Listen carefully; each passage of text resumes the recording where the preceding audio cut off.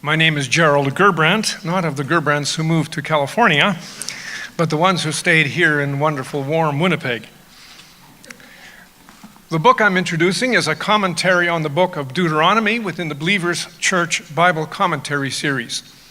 I mention in the preface that the book was largely written in 3 years. Unfortunately, those 3 years came within 20-some years, as I wrote the book largely during sabbaticals and after my retirement. At my official retirement, our children poked fun at me for taking forever to write the book.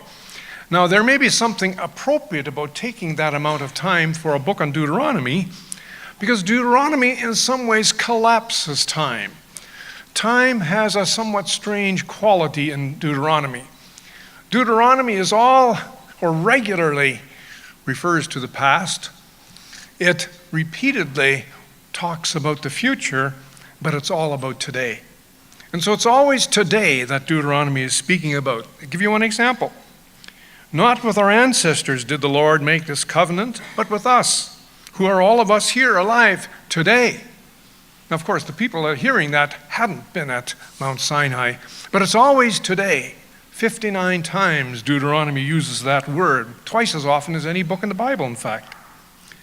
After giving that reference to the covenant, it then goes on to speak about how Israel might live in the land so it could truly experience its blessings. Climaxing again with the challenge, I have set before you today life and prosperity, death and adversity. Well, that today of Deuteronomy never passes. It is always the present into which Deuteronomy invites the listener or reader. If any book reflects the logic, today is the first day of the rest of your life, it's Deuteronomy. It's always difficult to argue about which is the most important book in the Bible, but I think it's hard to argue that Deuteronomy is the most influential book of the Bible. It provides the theological framework for Joshua, Judges, Samuel, and Kings. It influences Chronicles. It probably influenced some of the prophetic books. And of course, I can quote Jesus, who, when tempted in the wilderness 3 times, refers to Deuteronomy. And when asked what's the most important commandment, again refers to Deuteronomy. So there it is, clues for gracious living. For the people of Old Testament, for the people throughout the biblical story, and for people today.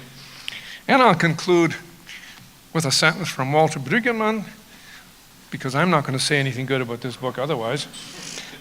Gerbrandt has written a compelling, accessible study of Deuteronomy that will take its proper place, whatever that proper place is, among the important studies of that book. Thank you.